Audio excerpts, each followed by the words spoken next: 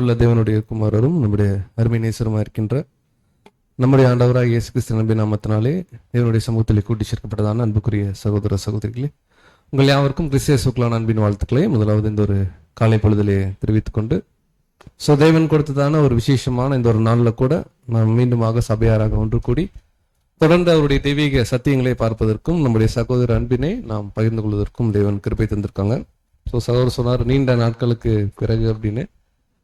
தேவனுடைய ஒரு பெரிதான ஒரு கிருபையினால் கூட மீண்டுமாக உங்கள் மத்தியிலே தேவனுடைய காரியங்களை பற்றி நாம் பேசுவதற்கும் சகோதர அன்பை பகிர்ந்து கொள்வதற்கும் தேவன் கொடுத்த இந்த ஒரு நாளுக்காக நன்றி செலுத்தி கொண்டு, இன்னைக்கு இருந்த பிரதர் சொன்னபடி இன்றைய நாளிலிருந்து பார்க்கக்கூடிய பாடங்கள் தெய்வீக ஏற்பாடு சம்பந்தப்பட்ட பாடங்களாக இருக்கும்.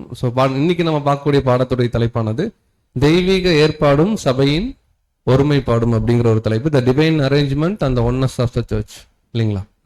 தெய்வீக ஏற்பாடு அப்படின்னா என்ன அப்படின்னு கேட்டா நம்ம என்ன பதில் சொல்லுவோம்? அதாவது தெய்வீக ஏற்பாடுங்கிற வார்த்தையை பிரதர் கொஞ்சம் இன்னும் விளக்கமா சொல்றாரு. தேவன் நமக்காக பண்ண ஏற்பாடு. இந்த எலெக்ஷன் டைம்ல நம்ம பார்க்கும் பொழுது தெய்வீக ஏற்பாடு அப்படின்னு பார்க்கும் பொழுது, தேவன் ஒவ்வொரு சபையிலும் சபைக்குண்டான ஊழியர்களை சபையார் அவர்களுடைய சுயாதீனத்தின் அடிப்படையில் என்ன பண்ணணும்னா தெரிவு செய்யணும். எல்லா விதமான அதிகாரங்களும் யார் கரங்கள் இருக்கு அப்படின்னு கேட்டீங்கன்னா, மூப்பருடைய கரங்கள்லயோ உதவிக்காரர்களுடைய கரங்கள்ல கிடையாது, ஒட்டுமொத்த சபையாருடைய கரங்கள்ல இருக்கு. அதை சபையார் நீதியோடு கூடிய அன்போடு அதை என்ன பண்ணணும்னா செயல்படுத்தணும். ஒருபோதும் சபையார் தங்களுடைய சொந்த சுய லாபத்துக்கு இந்த விஷயத்தை என்ன பண்ணக்கூடாது, பயன்படுத்தக்கூடாது. நிறைய முறை நம்ம என்ன பண்ணிருப்போம், படிச்சிருப்போம். பர்டிகுலரா இந்த தெய்வீக ஏற்பாடை குறிச்சு நம்ம எங்க பார்க்கலாம், இந்த பாடத்துல 2 பார்ட் பார்ப்போம். ஒண்ணு இந்த தெய்வீக ஏற்பாடு அதை குறிச்ச அறிமுகம் தான் இன்னைக்கு நம்ம பாக்குறது. ஆல்ரெடி நம்ம நிறைய பாடங்கள்ல கேட்டிருக்கலாம், பட் இருந்தாலும் இது முதல் பாடம்ன்றனால இந்த பாடத்துல இருக்கிற எல்லா விஷயங்களையும் நம்ம சொல்லிட்டோம் அப்படின்னா அடுத்தடுத்த வாரங்கள்ல சகோதரர்களுக்கு கொஞ்சம் ரிப்பீட்டடா இருக்கும். இந்த வாரம் நம்ம என்ன பார்க்க மாட்டோம்ன்றத உங்க மத்தியில நம்ம சொல்லிடுறோம். மூப்பர்களுடைய தகுதினா என்ன, டீக்கன்ஸுடைய தகுதினா என்னங்கிறதெல்லாம் ரொம்ப டீட்டெயிலா பார்க்க மாட்டோம். இன்னைக்கு நம்ம பார்க்கறது தெய்வீக ஒழுங்குன்றது பைபிள்லையும் சகோதரருடைய எழுத்துக்கள்லையும் இருக்கக்கூடிய விளக்கங்களை ஃபர்ஸ்ட் பார்ப்போம். அந்த தெய்வீக ஒழுங்கோடு கூட சபையார் நாம பிரிவினை இல்லாம தேவனுடைய வசனத்துக்கு உட்பட்ட நீதியோட ஒருமைப்பாடோட இந்த தெய்வீக ஏற்பாடை நம்ம எப்படி வரக்கூடிய நாட்கள்ல ஜபத்தோடு அணுக போறோம் அப்படிங்கிற இந்த 2வது பகுதியை என்ன பண்ண போறோம்னா பார்க்க போறோம். இப்ப முதல் பகுதி என்னன்னா தெய்வீக ஏற்பாடு அப்படின்னே நமக்கு நல்லா தெரியும். நம்ம 6th வால்யூம்ல படிச்சிருக்கிறோம். 5வது அத்தியாயம் புது சிருஷ்டியுடைய அமைப்பு, அதுல நிறைய எழுதியிருப்பார். 6வது அத்தியாயத்துல பார்க்கும் பொழுது புது சிருஷ்டியுடைய இந்த ஒரு தெய்வீக ஒழுங்கு குறிச்சு முறையும் ஒழுங்கு, அதுல நல்லா நம்ம கூர்ந்து கவனிச்சோம் அப்படின்னு கேட்டீங்கன்னா, இந்த டிவைன் அரேஞ்ச்மெண்ட் சொல்லக்கூடிய இந்த தேர்தல் ஆனது ஒரு பிரச்சனைக்குரிய விஷயமே கிடையாது. ரொம்ப எளிமையான விஷயங்கள் தான். பிரதர் இதை முதல்ல எழுதும் போதே என்ன ஒரு வார்த்தை எங்க பர்டிகுலரா கொடுக்குறாருன்னா, முதல் வரி அதை எழுதுறாரு 6th வால்யூம்ல 6th சாப்டர்ல. இந்த விஷயத்தை நாம் கவனிக்கும் போது சபையின் ஒருமைப்பாட்டை நம்முடைய மனங்களுக்கு முன்பாக தெளிவாக வைப்பது நல்லது. அப்ப இன்னைக்கு தெய்வீக ஏற்பாடு தேர்தல் சம்பந்தப்பட்ட பாடங்கள் இதெல்லாம் நம்ம போகும் பார்க்கும்போது இது தேவனுடைய இந்த ஊழியத்துல ஒரு பார்ட், அவ்வளவுதான். அதற்குண்டான ஊழியர்களை சபையார் நியமிக்க போறோம், அடுத்தடுத்த ஊழியங்கள் பெருக போகுது. பட் இதை சிந்திப்பதற்கு முன்பாகவே சபையாருடைய ஒருமைப்பாடு ரொம்ப அவசியம். இதை குறிச்ச ஒரு தெளிவான புரிதல் நமக்கு வேணும்ன்றார். இதை எழுதிட்டு தான் மற்ற விஷயம் எழுதுறார். அப்ப இந்த தெய்வீக ஏற்பாட்டுல ரொம்ப முக்கியம் என்ன அப்படின்னு கேட்டீங்கன்னா சபையாருடைய ஒருமைப்பாடு. இதை எப்படி தவறா புரிஞ்சுக்க கூடாது அப்படின்றதையும் உங்கள் மத்தியில நம்ம சொல்றோம். சபையுடைய ஒருமைப்பாடு தான் முக்கியம். உதாரணத்துக்கு சொல்றோம், ஓகேங்களா? உதாரணத்துக்கு நீங்க யாரும் தவறா எடுத்துக்க மாட்டோம். ஒரு பிரதர் வரவே இல்லை, ரொம்ப நாளா வரல, ஓகேங்களா? திடீர்னு அவர் ஒரு ஊழியத்துக்காக நியமிக்கிறாங்க. அவர் ஒரு டீக்கன் ஊழியம் செஞ்சா நலமா இருக்கணும்னு உடனே சபையுடைய ஒருமைப்பாடு தான் நமக்கு முக்கியம் அப்படின்னு சொல்லி அவருக்கு கரங்களை உயர்த்துங்க அப்படின்னு நம்ம பாடத்துல என்ன பண்ணல சொல்ல. தெய்வீக நீதியின் அடிப்படையில, வசனத்தின் அடிப்படையில, குணலட்சணத்தின் அடிப்படையில எந்தெந்த சகோதரர்களுக்கெல்லாம் சபையார் உங்களுடைய கரங்களை உயர்த்தணும்னு உங்களுக்கு தோணுதோ அதுக்குண்டான முழு சுயாதீனம் இருக்கு. பட் இந்த தருணங்கள்ல ஒருமைப்பாடு அப்படின்றது என்ன ஒரு விஷயம்னா, நம்ம நீதியோட கூடிய அன்பும் என்ன பண்ணோம்னா செலுத்தணும் அப்படிங்கறத நம்ம பர்டிகுலரா சொல்றோம்னு பார்க்கணும். அப்போ ஒவ்வொரு சபையை குறிச்சு பார்க்கிறோம். இன்னைக்கு நம்ம வள்ளியூர் எக்லீஷியா இருக்கிறோம்னா வள்ளியூர் எக்லீஷியாக்கு யாரு தலைமை அப்படின்னு பார்க்கும் பொழுது சபையில ஊழியர்கள் இருப்பாங்க. பட் ஊழியருக்கும் மேல்பட்ட தலைமை யார் அப்படின்னு கேட்டீங்கன்னா நமக்கு எப்பொழுதும் கர்த்தராகிய இயேசு கிறிஸ்து, அவருடைய வார்த்தைகள், அப்போஸ்தலருடைய வார்த்தைகள், அதுக்கப்புறம் தான் மற்ற சகோதரர்கள், விசேஷமா 7ஆம் தூதன் சொன்ன கருத்துக்கள் எல்லாமே அதுக்கு பின்னாடிதான். வெரி வெரி பேஸ் என்னன்னா வசனம் இல்லைங்களா? அது அப்போஸ்தலர்கள் மூலமாகவோ நம்முடைய ஆண்டவர் சொன்னக்கூடிய பரிசுத்த வேதாகமத்து மூலமாகவோ கட்டப்பட்ட ஒரு சபை தான் வள்ளியூர் சபை இல்லைங்களா? நம்ம சபை அப்படின்னு வச்சுக்கலாம். அது கூடவே கூட வசனத்தை கோட் பண்ணி நம்முடைய 7ஆம் தூதன் சொன்ன அநேக கருத்துக்களையும் நம்ம விசுவாசத்தின் அடிப்படையில நம்ம என்ன பண்ணிக்கிறோம், எடுத்துக்கிறோம். பேஸ் வள்ளியூர் சபை என்பது இல்லைங்களா கிறிஸ்து இயேசுடைய சபை அப்படின்னு என்ன பண்ணிக்கலாம், வச்சுக்கலாம். அவர் தான் இப்ப. பட் கிறிஸ்து இயேசு நேரடியா நம்ம சபையை பராமரிக்க முடியுமா? முடியும். ஆனா அவர் என்ன பண்றதில்ல, நேரடியா பண்றதில்ல. அவர் என்ன பண்றாருன்னா அவருடைய பிள்ளைகள்ல வச்சு சபை என்ன பண்றாரு, பராமரிக்கிறார். அதுக்குதான் சபையில மூப்பர்கள் அப்படின்னு பார்ப்போம் இல்லைங்களா? மூப்பர் அப்படிங்கிற சில சூழ்நிலை நிமித்தமா ஒரு சில சபைகள்ல ஒரு எல்டர் இருக்கலாம். பட் ஜெனரலா பரிசுத்த வேதாகமம் என்ன அங்கீகரிக்குதுன்னா அநேக மூப்பர்கள் சபையில் இருக்கும்போது அது சபைக்கு ஆரோக்கியம். அப்போ ஒவ்வொரு சபையிலையும் பார்க்கும் பொழுது மூப்பர்கள் யார் இவர்கள் அப்படின்னு பார்க்கும்போது சபை ஜனங்களை இல்லைங்களா கிறிஸ்துவுடைய சாயலுக்காக வழிநடத்தக்கூடிய சகோதரர்கள் யார் அப்படின்னு கேட்டீங்கன்னா மூப்பர்கள். நம்மளை எந்தெந்த சகோதரர்கள்லாம் நம்மளை சபை ஆக்குவாங்க அப்படின்னு நம்ம நம்புறோமோ, அப்கோர்ஸ் எல்லா சகோதரர்கிட்டையும் 100% பர்ஃபெக்ட் என்ன பண்ண முடியாது, எல்லாருமே கிறிஸ்துமா இருக்க மாட்டாங்க. ஆனா இந்த சகோதரர் சபையை வழி நடத்தினாருன்னா இன்னைக்கு இருக்கிறத விட நாளைக்கு சபை கொஞ்சம் நல்லா போகும்பா அப்படின்னு நமக்கு தோணணும். ஒவ்வொரு இண்டிவிஜுவல் பிரதருக்கும் சிஸ்டருக்கும் தோணும். ஒரு பாயிண்ட் மேல போனா கூட பரவாயில்ல, ஆனா மேல போகும். இந்த சகோதரர் மீது எங்களுக்கு நம்பிக்கை இருக்குன்னு நம்ம சொல்லி பார்க்கும்போது அவரை நாமினேட் பண்ணி எலெக்ட் பண்றோம். ஸோ இப்படி வரக்கூடியவர்கள் மூப்பர்கள் அல்லது மூப்பர். இவர் சபை என்ன பண்ணுவாங்கன்னா வழி நடத்துவாங்க. இப்படி எல்லா சபைகள்லையுமே மூப்பர்கள் என்ன பண்ணாங்கன்னா அப்போஸ்தலர்கள் ஏற்படுத்தினாங்க. சரி, இது ரொம்ப அவசியமா பிரதர் ஒரு சபைக்கும் அப்படின்னு பார்க்கும் பொழுது நம்ம முன்னமே சொன்னோம், நம்ம எந்த ஒரு காரியத்தை செஞ்சாலும் கர்த்தராகிய இயேசு கிறிஸ்துவும் அப்போஸ்தலர்களுடைய எழுத்துக்களின் அடிப்படையில அவங்க சொன்னதை என்னதான் பண்ணி ஆகணும், செஞ்சாங்க. சரி, உங்ககிட்ட இப்படி ஒரு கேள்வி கேட்கிறேன். ஒரு பிரதர் அல்லது ஒரு சிஸ்டர், ஓகேங்களா, இதெல்லாம் பொதுவான கேள்விதான். நீங்க எதையும் எதோட என்ன பண்ணிட வேணாம், ஒப்பிட்டு பாத்துற வேணாம். நீங்களே சொல்லிட்டீங்க நீண்ட வருடங்களுக்கு பிறகு என்ன பண்ணிருக்கிறோம்.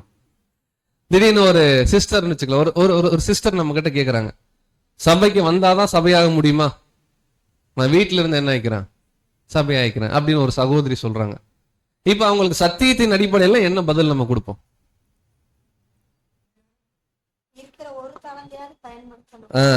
சகோதரி அருமையான பயன் சொல்றாங்க, அதை கொண்டு வந்து காசு கடையிலேயே அது என்ன பண்ணணும், வைக்கணும். அப்ப வசனம் இருக்கு, நீங்க என்ன பண்ணிதான் சபைக்கு வந்துதான். எபிரேயர்ல படிக்கிறோம், சபை கூடுதலை விட்டு விடக்கூடாதுன்னு எழுதுறாரு. அப்ப வசனம் சொல்லுச்சுன்னா மாற்று கருத்து இல்லை. அந்த அடிப்படையில தான் இந்த தெய்வீக ஒழுங்கு கூட நம்ம என்ன பண்றோம்னா ஒவ்வொரு வருஷமும் வசனங்களை மேற்கோள் காட்டி அதன் அடிப்படையில விசுவாசத்துல தான் என்ன பண்றோம், செய்யறோம். இது ஒரு நிர்பந்திக்கிற ஒரு காரியம் கிடையாது. படிக்கலாம், அப்போஸ்தலர் 14ஆம் அதிகாரம் 23ஆம் வசனம். இதெல்லாம் உங்களுக்கு தெரியும், நம்ம விசுவாசிக்கிறோம். நீங்க என்ன பண்ணணும், பதில் உடனே சொல்லணும். அப்போஸ்தலர் 14ஆம் அதிகாரம் 23ஆம் வசனம். அல்லாமலும் அந்தந்த சபைகளில் அவர்களுக்கு மூப்பர்களை ஏற்படுத்தி வைத்து உபவாசித்து ஜெபம் பண்ணி அவர்கள் விசுவாசித்து பற்றி கொண்டு கர்த்தருக்கு அவர்களை ஒப்புவித்தார்கள். பாருங்க, பவுல் பர்னபா அநேக இடங்கள்ல ஊழியங்கள் செஞ்சு ஒவ்வொரு பகுதியிலையும் சபைகள் என்ன பண்ணாங்கன்னா அங்க ஸ்தாபனம், சின்ன சின்ன மந்தைகள் உருவாச்சு. இப்ப பவுல் பர்னபா என்ன பண்றாங்க, பர்டிகுலரா பவுல் என்ன பண்றாங்கன்னா அந்தந்த சபைகள் இருக்கக்கூடிய நல்ல மணிகளுக்குள்ள மூப்பர்களை அவர்கள் என்ன பண்றாங்க, ஏற்படுத்துறாங்க. இதை பொதுவா பார்க்கும்போது பவுல் போய் நீங்க எழுறாருங்க அப்படின்னு சொன்ன மாதிரி இந்த வசனம் இருக்கு. ஆனா இதனுடைய மூல வார்த்தை ஏற்படுத்தி வைத்து, இதெல்லாமே உங்களுக்கு நமக்கு தெரியும்ன்றனால நம்ம கொஞ்சம் ஃபாஸ்டா போறோம். இந்த மூல வார்த்தை ஏற்படுத்தி வைத்துன்றது என்னன்னா ஆர்டைன்டு. இதை பொதுவா ஆர்டினேஷன் எல்லாம் நிறைய சொல்லுவாங்க, இந்த ஆர்சில எல்லாம் அந்த வார்த்தையை கேள்விப்பட்டிருப்போம். ஆர்டைன்னா நியமனம் சொல்றோம். இந்த நியமனம் எப்படி பண்றாங்கன்னா இங்க கிளியரா இருக்கு. என்ன ஒரு வார்த்தை அப்படின்னு பார்க்கும்பொழுது to hand reacher or voter by raising the hand அப்படின்னா இது இங்கிலீஷ் பைபிள்ல டைரக்டாவே இருக்கு. என்னன்னா இந்த ஏற்படுத்தி வைத்துன்னு சொல்லக்கூடிய இந்த வார்த்தையானது சபையார் கரங்களை உயர்த்தி என்ன பண்ணிருக்காங்கன்னா அங்க இருக்கிற ஊழியர்களை தேர்வு செஞ்சிருக்காங்க. இது வசனத்தின் அடிப்படையில பார்க்கணும். அப்ப ஆர்டைன் அப்படின்னா என்ன அர்த்தம்னா, கரங்களை உயர்த்துவதன் மூலமாக தான் என்ன பண்ணும். இல்ல பிரதர், கரங்களை உயர்த்துறது கொஞ்சம் கடினமா இருக்கு, மனஸ்தாபங்கள் வருது, ஒரு டப்பா வச்சுட்டீங்கன்னா பேலட்ல என்ன பண்ணலாம். ஆனா நம்ம முன்னாடியே படிச்சோம், வள்ளியூர் சபை யாருடைய சபை? கிறிஸ்துவுடைய சபை.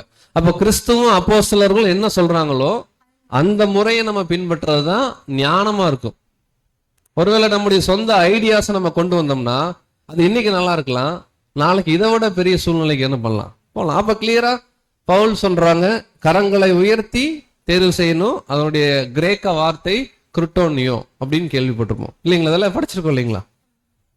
Vote by raising the hand. அப்ப நம்முடைய எக்லீஷியால வரக்கூடிய நாட்கள்ல இந்த தேர்தல் நடக்கும் பொழுது நம்ம தெளிவா புரிஞ்சுக்கணும், நம்ம செய்யக்கூடிய இந்த கரங்களை உயர்த்தி தேர்வு செய்யக்கூடிய முறையானது பரிசுத்த வேதாகமும் அங்கீகரித்த முறைதான் பண்றமே தவிர, ரசல் பேர் சொல்லிட்டாரு அதனால பண்றோம் அப்படிங்கிற ஒருவேளை அப்படி ஒரு சிந்தனை இருந்துச்சுன்னா அதை முதல்ல என்ன பண்ணிடலாம், இன்னும் ரசல் பேர் பாயிண்ட்கே போகல, வசனம் தான் கோட் பண்றோம். சரி, இந்த ஒரு இடங்கள்ல தான் இப்படி நடந்திருக்கு அப்படின்னு பார்க்கும்பொழுது இதெல்லாம் 6th வால்யூம்ல படிச்சிருப்போம். நம்ம இன்னைக்கு ஃபர்ஸ்ட் கிளாஸ்ன்றதால பேசிக்ஸ் தான் போறோம். தர்ம காரியம்னு ஒண்ணு இருக்கு. ஒரு சபை கஷ்டப்படும் போது ஆதி காலத்துல மற்ற சபையெல்லாம் சேர்ந்து பணம் சேகரிச்சு, இப்ப திருநெல்வேலி கஷ்டப்படுதுன்னா வள்ளியூர்ல நம்ம எல்லாம் பணம் சேகரிக்கிறோம். நம்ம ஒரு 20,000 ரூபாய் சேகரிச்சிட்டோம், கொண்டு போய் இன்னைக்கு ஜிபே வந்துருச்சு ஓகேங்களா, கொண்டு போய் திருநெல்வேலியில கொடுக்குறோம் அப்படின்னா அதை யாருகிட்ட கொடுக்கறது? யாரு பணத்தை வள்ளியூர் சபையில கரெக்டா ஹேண்டில் பண்ணுவாங்க? யாரு நல்ல சகோதரர், இது தகுதியான சகோதரன் யாருங்கிறத சபை முடிவு பண்ணும்.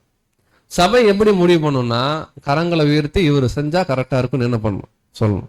இந்த மாதிரி இந்த தர்ம காரியத்தை அன்னைக்கு கொரிந்து சபையில் என்ன பண்றாங்கன்னா செய்யறாங்க. படிக்கலாம். 2 கொரிந்தியர் 8ஆம் அதிகாரம் 19ஆம் வசனம். 2 கொரிந்தியர் 8ஆம் அதிகாரம் 19ஆம் வசனம். அது மாத்திரமல்ல, கர்த்தருக்கு மகிமை உண்டாகவும் உங்கள் மன விருப்பம் விளங்கவும் எங்கள் ஊழியத்தினாலே சேர்க்கப்படும் தர்ம பணத்தை கொண்டு போகையில் எங்களுக்கு வழித்துணையாய் இருக்கும்படி அவன் சபைகளால் தெரிந்து ஏற்படுத்தப்பட்டவனாயும் இருக்கிறான். பாருங்க, அவன் சபைகளால் தெரிந்து, அந்த தெரிந்து ஏற்படுத்தப்பட்டவன் இருக்கு, இந்த ஏற்படுத்தப்பட்டவனுக்கும் குருட்டோனியங்கிற வார்த்தை இதெல்லாம் 6th வால்யூம்ல பிரதர் எழுதுறாங்க டீட்டெயிலா. அப்ப நல்லா கவனிக்கலாம். இங்க ஒரு வார்த்தை சொல்றாரு,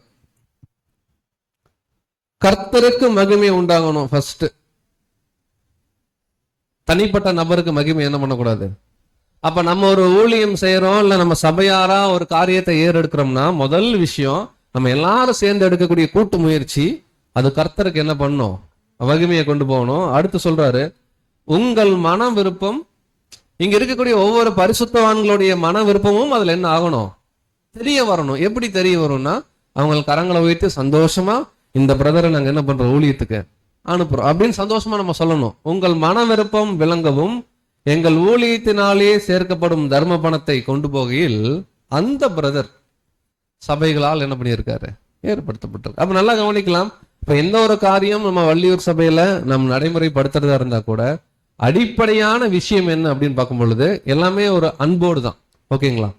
வசனம் சொல்லுது, நம்ம எல்லாரும் ஒருமனப்பட்டு சந்தோஷமா கரங்களை உயர்த்தி ஒரு முடிவு செஞ்சோம்னா அது எப்பொழுதும் நம்ம சபைக்கு எப்படி இருக்கும்னா ஆரோக்கியமா இருக்கும். சரி, நம்ம அப்படி கரங்களை உயர்த்துறோம், 2 பேர் கரங்களை உயர்த்தல, மீது 20 பேர் உயர்த்துறாங்கன்னா மேக்சிமம் எல்லாருக்கும் அது ஒப்புதலா இருக்கும் பொழுது அந்த 2 நபர்களுக்கும் சொல்லி புரிய வைக்கலாம்.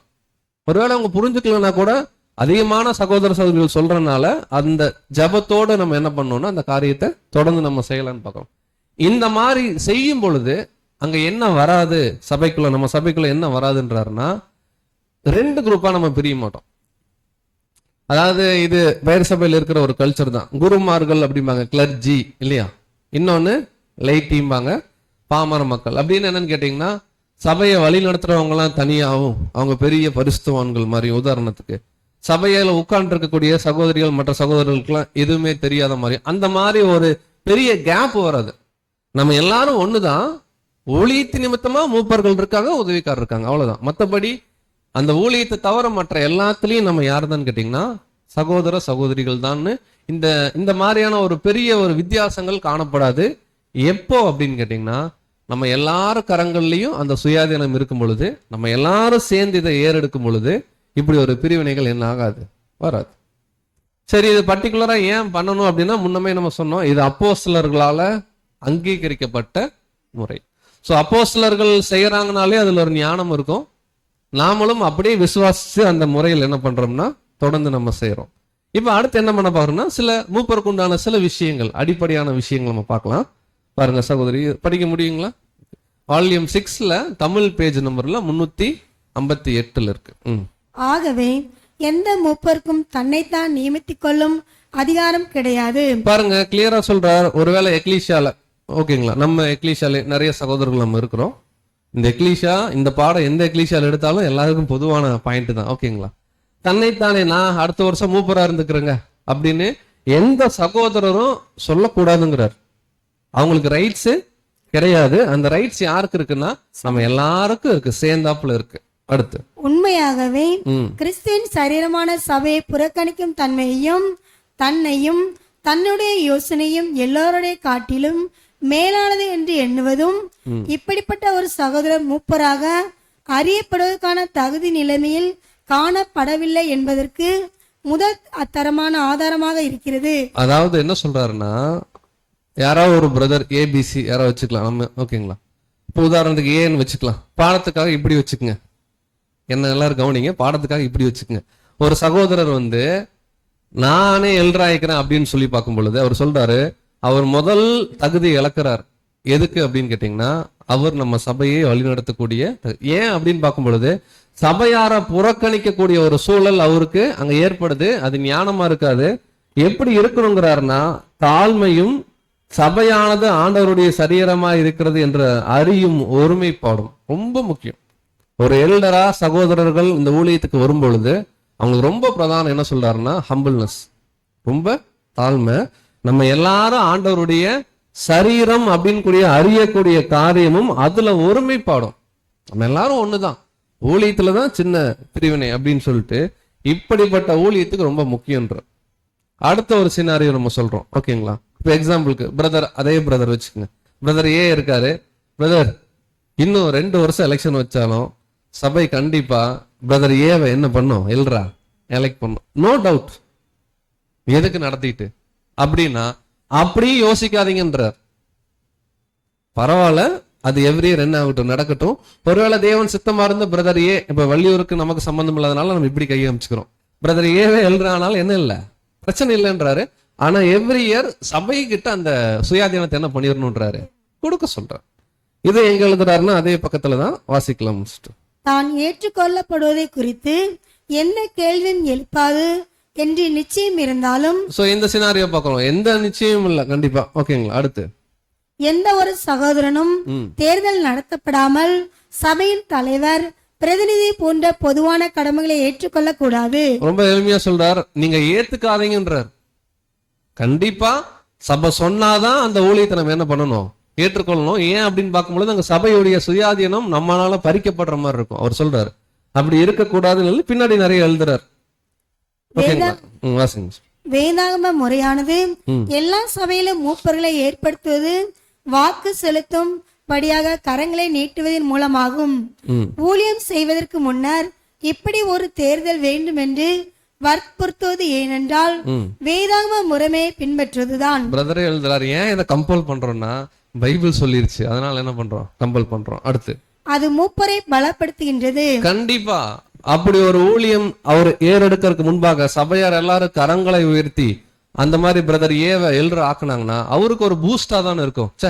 சபை நமக்கு இந்த வருஷம் என்ன பண்ணிருக்கு, வாய்ப்பு கொடுத்துருக்கு, இதை சரியா நம்ம என்ன பண்ணணும், பயன்படுத்தணும். அவருக்கும் ஒரு நல்ல ஒரு பலமா பூஸ்டிங் அது இருக்கும். அடுத்து, மேலும் ஆண்டவருடைய நாமத்தினாலும் ஆவியினாலும் மூப்பர்களை ஏற்படுத்தும் போது அது தேவனுடைய விருப்பத்தையும் சித்தத்தையும் வெளிப்படுத்துகிற விதமாக சபைக்கு உள்ள கடமைகளையும் பொறுப்புகளையும் அது நினைப்பூட்டுகிறது. பாருங்க, 2 தரப்புலையுமே இது ஒரு அருமையான பாயிண்ட்ன்றார். ஒண்ணு, பிரதர் ஏக்கும் சபையார் அந்த நியமனம் கொடுக்கும்போது அவருக்கும் ஒரு நல்ல ஒரு ஃபுல்ஃபில்னஸ் இருக்கும், நம்ம உண்மையா என்ன பண்ணணும், இந்த ஊழியத்தை செய்யணும்னு. சபையாருக்கு என்னன்னா எவ்ரி இயர் இதை நம்ம செய்யும் பொழுது நமக்கு பொறுப்பு இருக்குப்பா, தேவனுடைய சபையில நமக்கு கடமை இருக்குப்பா. ஒருவேளை இந்த பொறுப்பு கடமையில நம்ம உண்மை இல்லாம போயிட்டோம்னா தேவன் நம்மள என்ன பண்ணுவாரு, நியாயம் தீர்ப்பாருப்பான்னு அவங்களுக்கும் அது என்ன பண்ணுதுன்னா நினைப்பூட்டு. ஸோ இந்த அடிப்படையில தான் தெய்வீக ஏற்பாடுன்ற இந்த மூப்பர்கள் உதவிக்காரர்களை நம்ம என்ன பண்றோம், ஒருவருடைய நாள் கூட தேர்ந்தெடுக்க போறோம். அப்படி தேர்ந்தெடுக்கக்கூடிய மூப்பர்கள் எவ்வளவு நாள் ஊழியம் செய்யலாம்? ஒரு வருஷம். ஓகேங்களா, மேக்சிமம் ஒரு வருஷம். அதுக்கு படிக்க வேணாம், நமக்கு தெரிஞ்சனால நம்ம 360வது பக்கத்துல அருமையான வார்த்தை கொடுக்கிறாரு. இப்படிப்பட்ட வேலைகளுக்கு 1 வருடம் அல்லது பாதி, அதாவது 3 மாசம் 6 மாசம் 1 வருஷம்ன்ற. ஸோ பொதுவா என்ன அப்படின்னு பார்க்கும்பொழுது ஏன் 1 வருஷம் நம்ம எடுத்துக்கிறோம்னா, ஒரு சகோதர ஊழியத்துக்கு வந்து சபையார்கிட்ட அந்த ஊழியக்காரன் ஏதாவது ஊழியம் பண்றதுக்கு இப்படின்னு திரும்பறக்குள்ள 2-3 மாசம் என்ன ஆயிரும். ஒரு பப்ளிக் மீட்டிங் போடலாமா அப்படின்னு பேசும்போதே 2 மாசம் ஆயிருக்கும். அடுத்தடுத்த ஊழியங்கள் செய்ய பார்க்கும் பொழுது திரும்ப திரும்ப சபையில இருக்குள்ள நம்ம எவ்ரி இயர் நம்ம பண்றது நலமா இருக்குன்ட்டு தான் அந்த முதல் ஆலோசனை நம்ம எடுத்துக்கிறோம், 1 வருஷம் அப்படின்னு சொல்லி. அடுத்து எவ்வளவு மூப்பர்கள் நம்ம சபைக்கு தேவை? வள்ளியூர் சபைக்கு 25 நான் கணக்கு கேட்கல. வள்ளியூர் சபைக்கு எத்தனை மூப்பர்கள் தேவை? இப்போ கேள்வி வேற மாதிரி கேட்கிறேன். 5 பேர் இருக்காங்க எல்டர் குவாலிஃபிகேஷன்ல. உதாரணத்துக்கு கேள்வி நல்லா புரிஞ்சுக்குங்க. நீங்க சொல்றீங்க 25 பேருக்கு ஒரு சகோதரன்றீங்க, ஓகேங்களா? நம்ம 25 பேர் இருக்கிறோம்னு வச்சுக்கோங்களேன்.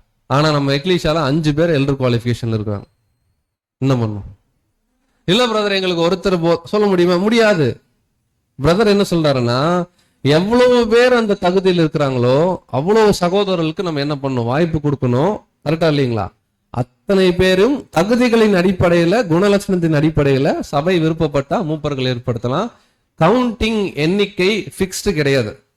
பிரதர் என்ன தெரியுங்களா சொல்றாரு, 25 பேருக்கு மினிமம் ஒருத்தர்ன்றார். நம்ம அதை தவறா என்ன பண்ணக்கூடாது. மினிமம்னு என்ன அர்த்தம்? குறைஞ்சபட்சம். அப்ப அதிகபட்சத்துக்கு லிமிட் கொடுக்கல. நீங்க 25 பேர்ல 20 பேர் கூட எல்டராக்கலாம் தகுதி இருந்தா, ஓகேங்களா? அதை நம்ம தெளிவா புரிஞ்சுக்கலாம். அப்ப மூப்பர்கள் எண்ணிக்கை டிஃபைன் பண்ணப்படல பைபிள் எங்கேயுமே. நம்ம சபையில எவ்வளவு சகோதரர்கள் இந்த ஊழியத்திற்கு தகுதியானவர்கள் நம்ம எல்லாரும் ஃபீல் பண்றோமோ அவ்வளவு பேரை நம்ம என்ன பண்ணலாம், ஏற்படுத்தலாம். தகுதிகள் குணங்கள் ரெண்டின் அடிப்படையில, அந்த ரெண்டின் அடிப்படையில வளர்ச்சி காணப்படணும். நீங்க எல்லாரையும் வந்து பவுல் மாதிரி இருக்கணும்னு எதிர்பார்க்க கூடாது. பவுல் மாதிரினா இன்னைக்கு 2025 உலகம் எங்கும் தேடுனா கூட யாரும் இருக்க மாட்டாங்க. கரெக்டா இல்லைங்களா? அந்த முதிர்ச்சி இருக்கா? போன வருஷத்துக்கு இந்த வருஷம் அவர்கிட்ட முதிர்ச்சி இருக்கா? நல்ல குணம் காமிக்கிறாரா? எல்லாருக்கிட்டையும் நம்மளாம் வந்து பேசுறாரா? பாடங்கள் நமக்கு புரியுதா? இந்த மாதிரி சில விஷயங்களை நம்ம வைத்து நம்ம என்ன பண்ணலாம், இதுக்கு ஊழியத்துக்கு ஏற்படுத்தலாம்னு பாக்குறோம். சரி, யார் தேர்ந்தெடுக்கலாம்? பிரதர்ஸ் மட்டுமா அப்படின்னா இல்ல, அது நமக்கு தெரியும். எல்லாரும் உடன்படிக்கை செய்த எல்லாரும் இதுல பங்கு பெறணும். கரங்களை உயர்த்தி தான் என்ன பண்ணணும், தேர்வு செய்யணும். சோ இந்த எல்டர்ஸை தேர்ந்தெடுக்கிறது, டீக்கன்ஸை தேர்ந்தெடுக்கிறதுக்கு யாருக்கெல்லாம் ரைட்ஸ் இருக்கு, அனுமதி இல்லைன்னு யாருக்கும் சொல்ல முடியாது. யாருக்கெல்லாம் ரைட்ஸ் இருக்குன்னா, யாரெல்லாம் ஞானஸ்தானம் எடுத்து கிறிஸ்துவோடைய சரீரம் நம்ம சொல்றோமோ, அது சகோதரனாவும் இருக்கலாம், சகோதரியா இருக்கலாம். இப்போ ஒரு உதாரணத்துக்கு நம்ம சொல்றோம், ஒரு பிரதர் வந்து 1 வருஷமா வரவே இல்லை எக்லீஷியாக்கு. திடீர்னு வந்து உட்கார்ந்துட்டார் எலெக்ஷன் அன்னைக்குன்னா, நம்ம அவங்க என்ன அட்வைஸ் கொடுக்கலாம்னா, ஒருவேளை அன்னைக்கு எலெக்ஷன் பாடம் எடுக்கிற பிரதரோ நடத்துற பிரதரோ என்ன அட்வைஸ் கொடுக்கலாம்னா, பிரதர் இந்த மாதிரி இருந்துச்சுன்னா நீங்க பங்கு பெறாம இருக்கலாம்னு என்ன பண்ணலாம், ஆலோசனை கொடுக்கலாம். இல்ல அவர் சேரை பிடிச்சிட்டு இருக்குமா இருக்காரு, நான் போக மாட்டேன் உட்காருவேன்னா நம்ம என்ன பண்ண முடியாது, எதுவும் செய்ய முடியாது.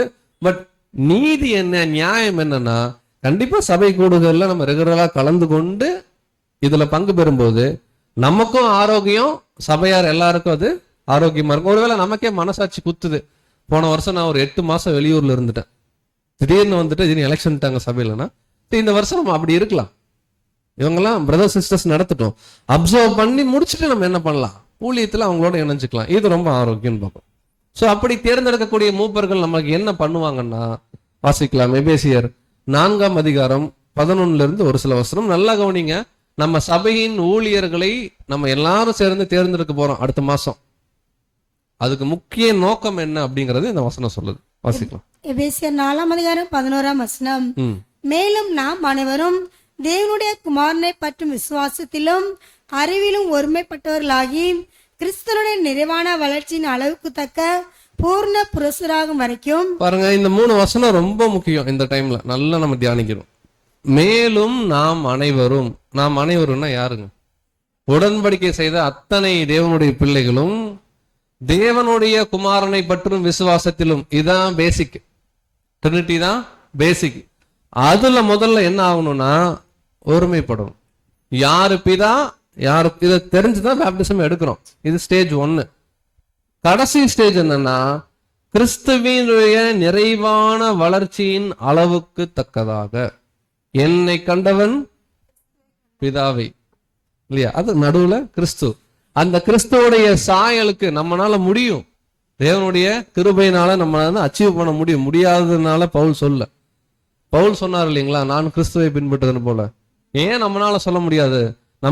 நம்ம முயற்சி தான் எடுக்கிறோம், விளைய சேர்றது தேவன் தான். அவர் சொல்றாரு, கிறிஸ்துவுடைய நிறைவான வளர்ச்சியின் அளவுக்கு தக்கதாக ஒரு மெச்சூர்டு மென், பூரண புருஷன். பூரண புருஷன்னா புருஷன் அப்படின்னாலே திடமனதா இருக்கிறதுன்னு பாக்குறோம். பூரண புருஷன்னா எல்லா சூழ்நிலையும் கிறிஸ்து ஹேண்டில் பண்ண மாதிரி தாழ்மையா, அன்போடு, நீதியை விடாம ஹேண்டில் பண்ணக்கூடிய ஒரு மெச்சூர்டான ஒரு சகோதரியாக, சகோதரனாக நம்ம மாறணும்.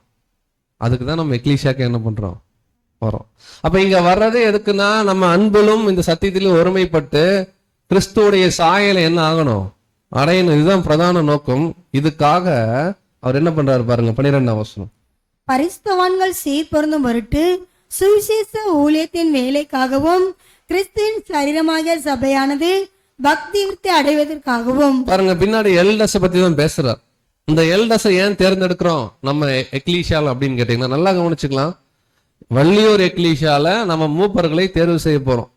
அது ஒருத்தர், 2 பேர், 5 பேர், 10 பேர், எவ்வளவு பேர், அது தேவ சித்தம். ஆனா தேர்ந்தெடுக்கிற நமக்கு பிரதான நோக்கம், வரக்கூடிய சகோதரர்களும் சரி சபையாருடைய பிரதான நோக்கம் என்னவா இருக்கணும்னா, பரிசுத்தவான்கள் சீர் பொருந்தணும். தேவ பார்வையில நம்ம பரிசுத்தவான்களா கன்சிடர் பண்ணப்படுறோம். ஆனா நம்ம கிட்ட நிறைய குறை இருக்கு. நம்ம என்ன ஆகணும், சீர் பொருந்தணும். சீர் பொருந்தணும் அப்படின்னா நாளுக்கு நாள் முதிர்ச்சி என்ன பண்ணும், காமிக்கணும். அடுத்து சுவிசேஷ ஊழியத்தின் வேலை, நிறைய அறுவடை வேலை என்ன பண்ணும், செய்யணும். அவர் சொல்றாரு, கிறிஸ்துவின் சரீரமாகிய சபையானது, இங்க இருக்கக்கூடிய ஒவ்வொரு தேவனுடைய பிள்ளைகளுக்கும் பக்தி விருத்தி அடையணும். அப்ப நம்ம ஏன் மூப்பர்களை தேர்வு செய்ய போறோம், ஏன் அதை தொடர்ந்து உதவிக்காரர்களை தேர்வு செய்ய போறோம்னா, பர்டிகுலரா மூப்பர்களை பத்தி சொல்லி பார்க்கும்போது ரொம்ப அருமையான வார்த்தை கொடுக்கிறாரு. ஹார்வெஸ்ட் ஒர்க் நம்ம செய்யணும், தொடர்ந்து செய்யணும். ஒருத்தர் வராங்க, 2 பேர் வராங்க, வீட்டுல போய் எடுக்கிறோம், ஒரு மண்டபம் பிடிச்சி எடுக்கிறோம், அதெல்லாம் பிரச்சனையே கிடையாது. ஆனா ஹார்வெஸ்ட் ஒர்க் நம்ம என்ன பண்ணணும், முயற்சி எடுக்கணும். ஒருத்தர் கூட வரலினாலும் பிரச்சனை இல்லை, ஆனா முயற்சி நம்ம கிட்ட இருக்கணும். இங்க இருக்கக்கூடிய ஒவ்வொருத்தருக்கும் பக்தி விருத்தி அடையணும். நமக்குள்ள நிறைய குறை இருக்கும், இதை சீர் பொருந்த செய்யணும். இது எல்லாத்துக்காக தான் சபையில ஊழியர்களை நாம என்ன பண்றோம், தேவனுடைய கிருபையில ஏற்படுத்துறோம். வாசிக்கலாம் 13ஆம். அவர் சிலரை அப்போஸ்தலராகவும், சிலரை தீர்க்கதரிசிகளாகவும், சிலரை சுவிசேஷகராகவும், சிலரை மேய்ப்பராகவும், போதகராகவும் ஏற்படுத்தினார். நல்லா கவனிங்க, சிலரை அப்படின்னு ஒரு வார்த்தை, கொஞ்சம் பேர். ஆக்சுவலா மூப்பர்களுடைய ஊழியத்துல இத்தனை பார்ட் இருக்கு. இதை குறித்து நம்ம கேள்விப்பட்டிருப்போம், படிச்சிருப்போம் இல்லைங்களா? சிலரை அப்போஸ்தலர்களாகவும், இந்த பாயிண்ட் 7ஆம் கால சபைக்கு பொருந்தாது. சிலரை தீர்க்கதரிசிகளாகவும், சில சகோதரர்கள் நிறைய ப்ராஃபஸி மட்டும் நல்லா பேசுவாங்க, குணலட்சணம் நல்லா இருக்கும். ஆனா அவங்க எடுக்கக்கூடிய பாடங்கள், அவங்க கிட்ட நம்ம ஏதாவது டவுட் கேட்டோம்னா, அவங்க இந்த இஸ்ரேல் இதை பத்தி எல்லாம் நல்லா பேசுவாங்க. மற்ற விஷயங்கள், மற்ற பதில் செலவுக்கு பண்ண மாட்டாங்க. அவங்களும் மூப்பர்கள் தான், குணலட்சணம் இருக்குன்னா. சிலரை சுவிசேஷகராகவும், சில சகோதரர்கள் அறுவடை ஊழியம், பேசிக் சப்ஜெக்ட் அப்படின்னா தலைகளா சொல்லுவாங்க. ஆனா ஞாயிறு ஆராதனையில நம்ம எதிர்பார்க்கிற அளவுக்கு பாடங்கள் அவங்களால என்ன பண்ண முடியாது. ஆனா அந்த ஊழியத்துல பர்ஃபெக்டா இருப்பாங்க. இப்ப அதுவும் வேணும்ல சபைக்கு, குணலட்சணம் இருக்கு, அது நல்லா பண்றாருன்னா சபை கன்சிடர் பண்ணுன்றாரு. அடுத்து சிலரை மேய்ப்பராகவும், மேய்ப்பர் யார் அப்படின்னு கேட்டீங்கன்னா, சில சகோதரர்களுக்கு சப்ஜெக்ட் பேச பெருசா என்ன ஆகாது, வராது. ஆனா தனிப்பட்ட முறையில நம்ம குடும்பத்துல ஒரு பிரச்சனை, இல்ல நமக்கு தனிப்பட்ட ரீதியில பைபிள் ஒரு டவுட்னா, பக்கத்துல உட்கார்ந்து சொல்லி கொடுக்கும்போது சூப்பரா பேசுவாங்க, கரெக்டான அந்த அட்வைஸ் என்ன பண்ணுவாங்க, கொடுப்பாங்க. ஆனா ஸ்டேஜுக்கு வந்தா பேசுறதுக்கு என்ன ஆகாது, அவங்களும் எல்டருக்கு தகுதின்றார். இங்க பாயிண்ட் என்னன்னா, சரியா நம்மளை சத்தியத்துல வழி நடத்தணும், அவ்வளவுதான். ஞாயிறு ஆராதனையில பயங்கரமா பேசணும் அப்படிங்கிற அர்த்தம் கிடையாது. ஒருவேளை ஒரு பப்ளிக் மீட்டிங் நல்லா பேசலாம், இங்க சரியா பேசாம இருக்கலாம். இல்ல ரெண்டு பக்கம் பேசாம காட்டேஜ் மீட்டிங்கு, கூட்டங்கள்ல வந்து ஆலோசனை கொடுக்கறது, ஒருத்தங்களுக்கு ஏதாவது ஆவிக்குரிய வளர்ச்சியில கம்மியா இருக்காங்கன்னா அவங்களுக்கு சொல்லி கொடுக்கறது, இதுல ஆர்வமா இருந்தா அவர்களையும் ஏற்படுத்தலாம். சிலரை போதகராகவும், இது காமன். அப்ப நல்லா கவனிக்கலாம், மூப்பர்கள் நம்ம சபைக்கு தேவை, ஒன்று அல்லது அதற்கு மேற்பட்டவங்க. அது சபையார் கட்டாயம் என்ன பண்ணும், முடிவு பண்ணிக்கலாம். எவ்வளவு பேர் தகுதி இருக்கிறாங்களோ அவ்வளவு பேர் ஏற்படுத்தலாம். ஏன் மூப்பர்களை ஏற்படுத்துறோம்னா, நல்லா கவனிச்சுக்கலாம் அன்புக்குரிய சொல்லு, ஞாயிற்றுக்கிழமை நம்மளுக்கு கண்டக்ட் பண்றதுக்கு ஒரு ஆள் வேணும். எல்டர் ஏற்படுத்தும் போது இந்த மைண்ட் செட் இருக்கக்கூடாது. ஞாயிற்றுக்கிழமை இப்ப சபை நடத்துறதுக்கு ஆள் எல்லாம் போயிடுச்சுன்னா என்ன பண்றது? அது தேவன் என்ன பண்ணுவாரு பார்த்துப்பா. நம்ம நோக்கம் என்னவா இருக்கணும்னா, தகுதியுள்ள சகோதரர்கள் எவ்வளவு பேர்னாலும் வாய்ப்பு கொடுக்கலாம். பட் நாம என்ன ஆகணும், அடுத்த ஒரு வருஷம்னா ஃபர்ஸ்ட் நம்ம பாக்குறோம் பூரண புருஷன் ஆகணும். ஒவ்வொரு நாளும் வளரணும் சத்தியத்துல. அதுக்கு பிரதர் ஹெல்ப் பண்ணுவாரா, சப்ஜெக்ட் எடுப்பாரா, பர்சனல் கவுன்சிலிங் கொடுப்பாரா, இல்ல ஏதாவது எழுத்துக்களை கோட் பண்ணி ஏதாவது அட்வைஸ் கொடுப்பாரா, இதை பார்க்கலாம். அடுத்து அறுவடை ஊழியம் வள்ளியூர் சபை மூலமா என்ன ஆகணும், நடக்கணும். இது பெரிய ஹால் புக் பண்ணலாம், இதே இடத்துல நடத்தலாம், வீட்டு வீடா போய் சத்தியம் சொல்லலாம். எதுவா இருந்தாலும் அறுவடை ஊழியம் நடத்தணும். நம்ம கிட்ட இருக்கக்கூடிய நிறை குறைகள் என்ன பண்ணணும், சரி பண்ணணும். இங்க இருக்கிற எல்லாருக்கும் ஒரு ஜீல் வரணும் இந்த சத்தியத்துல ஊழியத்துல தொடர்ந்து. இதற்காக தான் எக்லீஷியால எல்டர்ஸை என்ன பண்றோம், நல்லா கவனிச்சுக்கலாம்.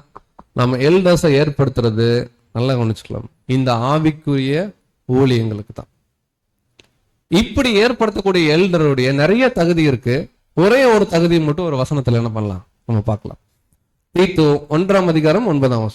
தீத்து 1:9. ஆரோக்கியமான உபதேசத்தினாலே புத்தி சொல்லவும், எதிர் பேசுகிறவர்களை கண்டனம் பண்ணவும் வல்லவனாகும் இருக்கும்படி தான் போதிக்கப்பட்டதுக்கேற்ற உண்மையான வசனத்தை நன்றாய் பற்றி கொள்வோருமாய் இருக்க வேண்டும். பாருங்க, நம்ம ஃபர்ஸ்ட் 2 பாயிண்ட் அப்புறம் பார்க்கலாம். இந்த பாயிண்ட் ரொம்ப முக்கியம். தான் போதிக்கப்பட்டதுக்கு ஏற்ற உண்மையான வசனத்தை நன்றா என்ன பண்ணும்.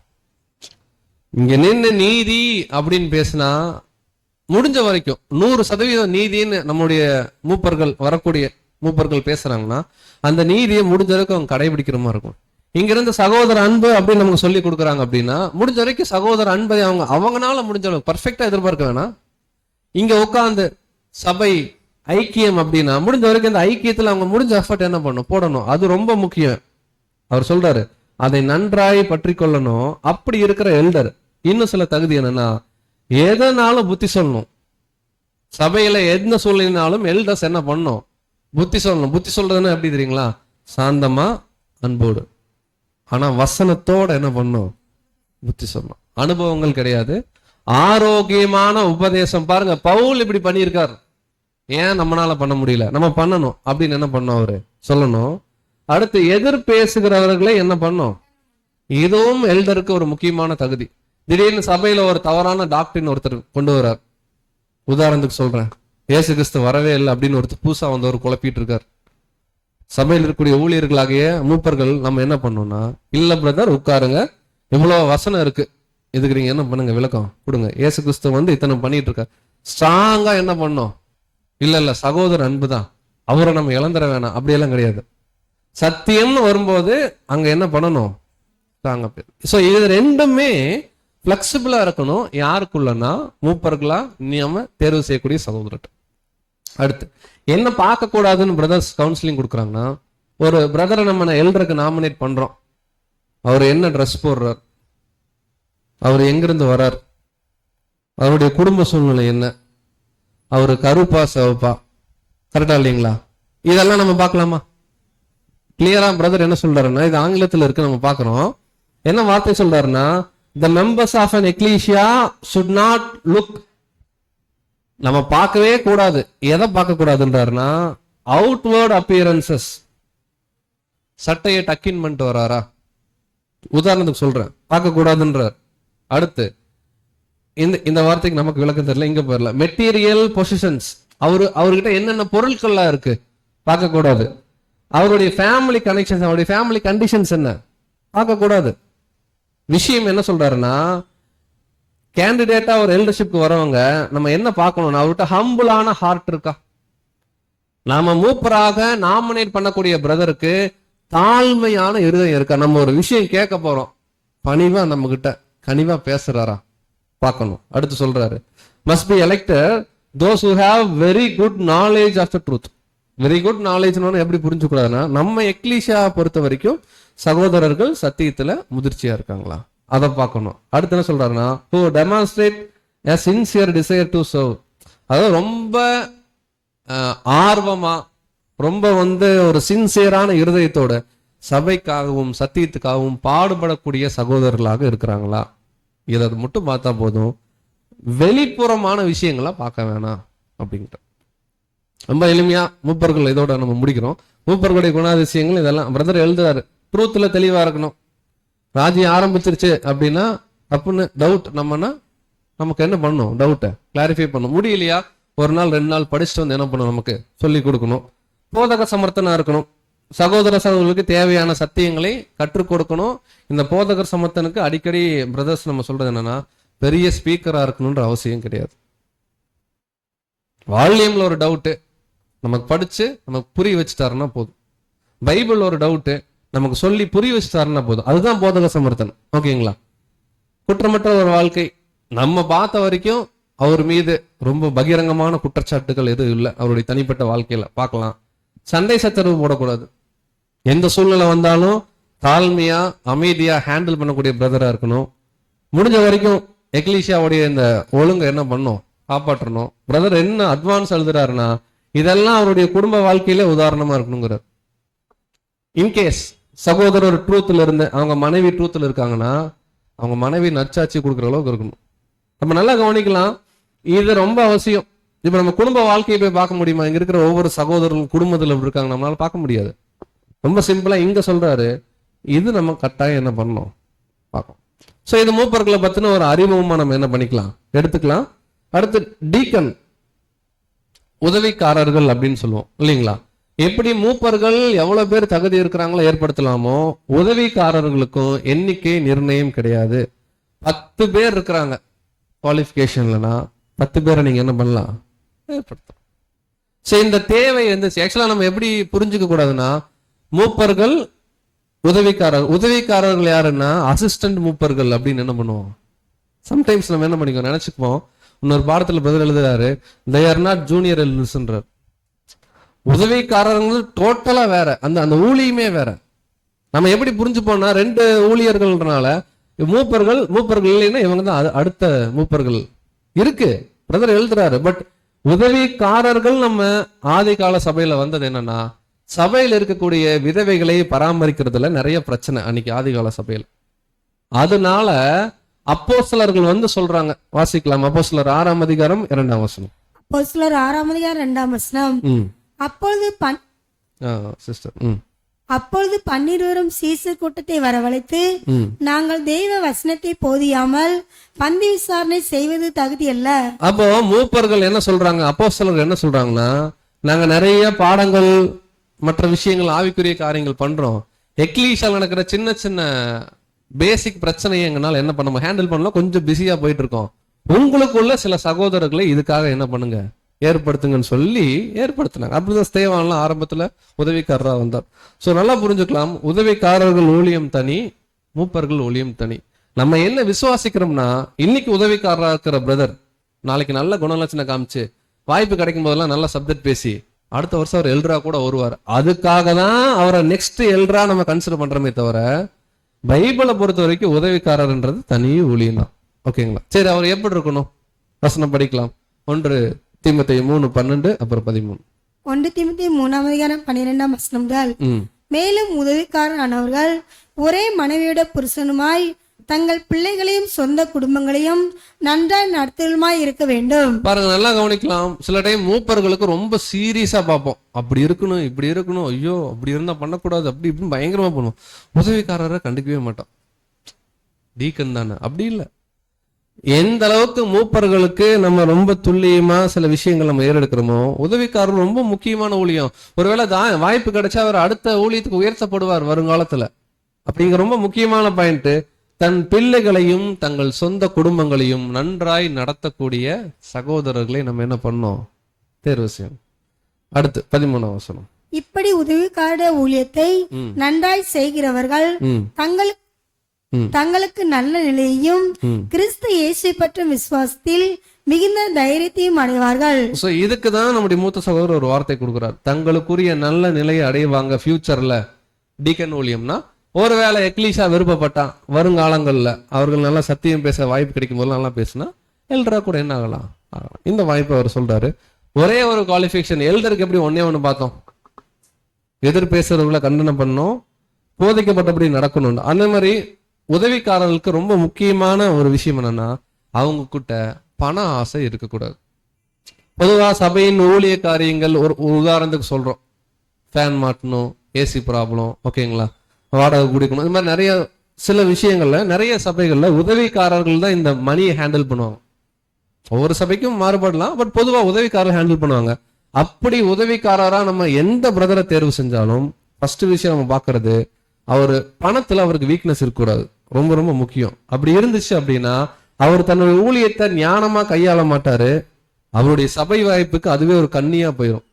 ஒருவேளை அந்த பொறுப்பு அவர் கொடுக்காம இருந்தா கூட நல்லா இருந்திருப்பாரு. நம்மளா கொடுத்து என்ன பண்ணிடுவோம், அவரை தள்ளி விடுற மாதிரி ஆயிரும். வாசிக்கலாம், நமக்கு தெரிஞ்ச வசனம் தான், பண ஆசை எல்லா தீமைக்கும் வேறா இருக்குன்னு பார்க்கலாம். அப்ப நல்லா கவனிக்கிறோம் அன்புக்குரிய சகோதரர்களே, மூப்பர்கள் உதவிக்காரர்கள் இது ரெண்டுமே ரொம்ப டைட்டான ஒர்க். எந்த எக்லீஷால மூப்பர்களும் உதவிக்காரர்களும் நல்ல ஒன்னஸ்ல இருக்கிறாங்களோ அந்த எக்லீஷா சூப்பரா இருக்கும், பிரச்சனையே இருக்காது.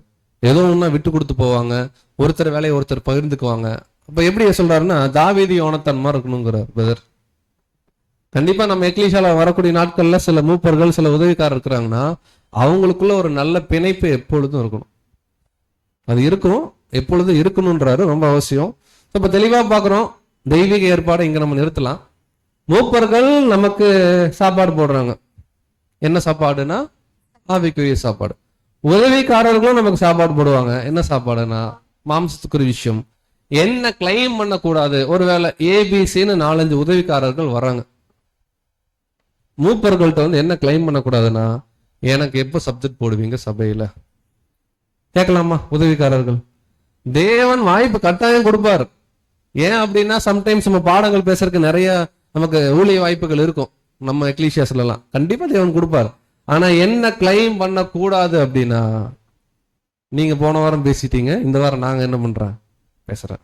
நோ, அந்த ஊழியத்திற்காக உதவிக்காரர்கள் தேர்ந்தெடுக்கப்படல அப்படின்னா அவங்க எல்றால நம்மளை சூஸ் பண்ணிருப்பாங்க. அப்ப கண்டிப்பா நமக்கு சப்ஜெக்ட் பேசுறதுக்கு மற்ற ஊழியத்துக்கு வாய்ப்பு வரும். ஏன்னா பற்றாக்குறை இருக்கு எனக்கு ஊழியத்துல. பட் நம்ம மனசார என்ன பண்ணக்கூடாதுன்னா கிளைம் பண்ணக்கூடாது நான் பேசணும் அப்படின்னு. அது எல்டர்ஸா இருக்கிறவங்க சேர்ந்தெடுக்கிற முடிவு தானே தவிர நம்மளாம் என்ன பண்ண முடியாது. அது நல்லா புரிஞ்சுக்கலாம். இது ஆவிக்குரிய ஆகாரம், இது மாம்சத்துக்குரிய ஆகாரம்னு பார்க்கணும். ஓகேங்களா? இந்த ஃபர்ஸ்ட் பாயிண்ட்டை முடிச்சிட்டோம். அடுத்த பாயிண்ட்டை சுருக்கமா பார்க்கலாம். தெய்வீக ஏற்பாடு பார்த்துட்டோம். அடிப்படையில சில கருத்துக்கள் என்ன பண்ணிருக்கோம் இன்னைக்கு பார்த்திருக்கோம். அடுத்து இந்த தெய்வீக ஏற்பாடுல சபையுடைய ஒருமைப்பாடுன்னு ஒண்ணு இருக்குல்ல, அதை இப்ப என்ன பண்ணலாம் பார்க்கலாம். சோ நம்ம எல்லாரும் பேப்டிஸ்ட் எடுத்தோம். எடுக்கும் போது என்ன சொல்லி எடுத்தோம் பேப்டிஸ்ட்ல? இதை உங்கள் சித்தம் செய்ய வரேன்னு சொன்னோம். எதெல்லாம் அர்ப்பணிக்கிறோம்னு சொன்னோம்?